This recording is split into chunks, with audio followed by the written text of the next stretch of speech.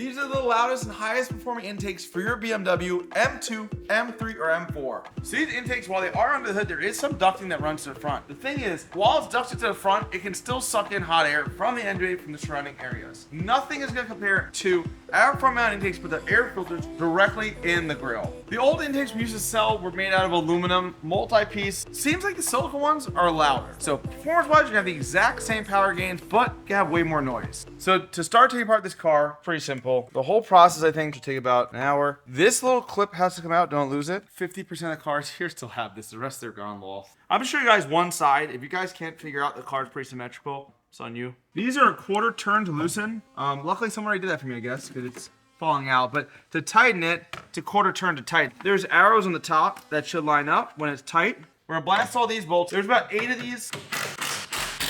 They're different lengths, don't mess it up. We're gonna unplug both the mass airflow sensors right here. There's a hose clamp on the top right here. There's a hose clamp on the bottom that gets this little elbow off. Once those are both off, we're gonna yeet off these air boxes. I say yeet, yeet. The other side, there's a clamp right here. There's a little clip that needs to be squeezed on the sides and wiggled off, and another mass airflow sensor.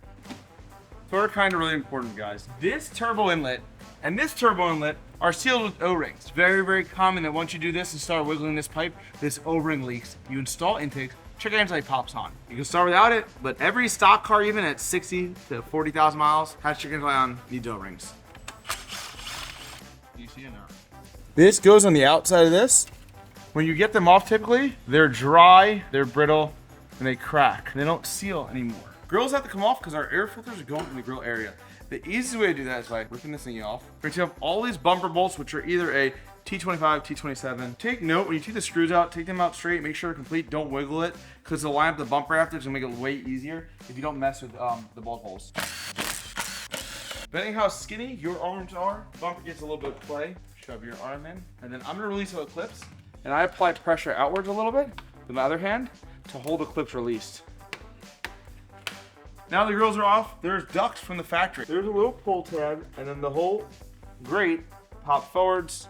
So now it's out, the whole duct should slide out on the engine bay side. That's half of it, I lied. Where'd you get that shirt, Jordan? Oh, I bought it on my website.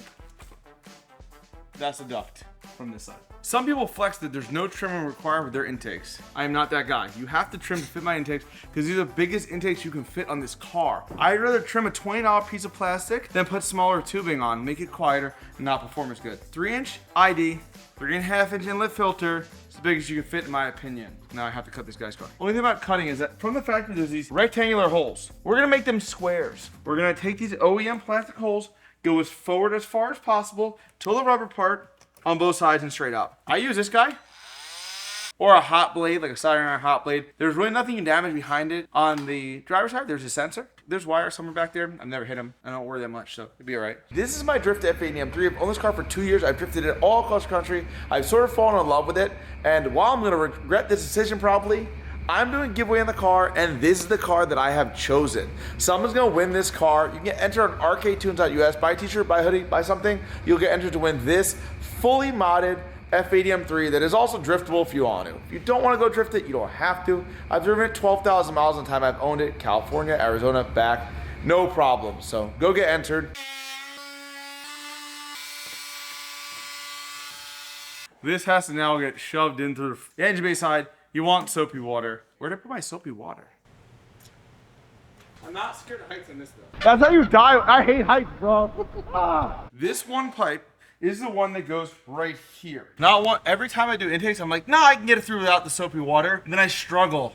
Oh my God, that's a nice fitting intake. We are gonna have to swap the sensors into these holes. I'll put the other tube in first. This is a pipe for this side.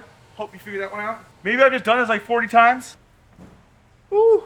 Before we fully clamp those in, we need to get the sensors off of the old intakes. Do not reuse the factory screws. We give you new screws for our intake. They're not the same thread. Please don't mess it up.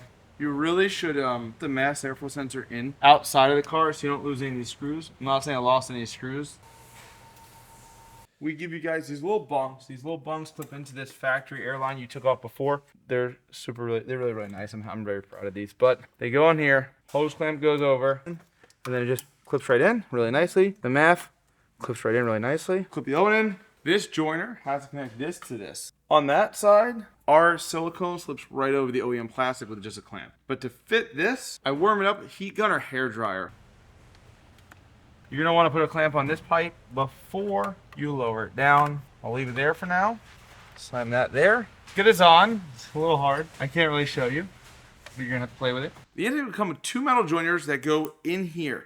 Typically though, I do suggest installing it on the bumper side first on the silicone tubes, tightening that down, then getting the filter on. When installing all these metal joiners, this is a smaller one and the filter ones are larger. These are 3.5 inch, that's 3 1/4. They will be very far forwards. They need to tilt up towards the BMW logo. If they don't, they will not fit right, guaranteed. If they're too far forward, you're gonna just pull the piping into the engine bay a little bit to give you a little bit more clearance. In terms of filters being perfectly even and level, sort of hard to mess up because the piping in the front's identical. So other than pulling this forwards or backwards here, it's gonna be perfect. Grills go back on way easier than they come off. To line the bumper up, there's 2 of these that are different from bumper screws. The big ones go to the headlight and the rest go to the bumper. I typically don't put all the screws in, put a few in, close the hood, make sure it lines up. If you have to play with it, now's the time. Pop this bad boy back on, whatever you want to call this little rubber thingy-mabobber. Strut brace goes back on. Also, be careful, this is a live power terminal.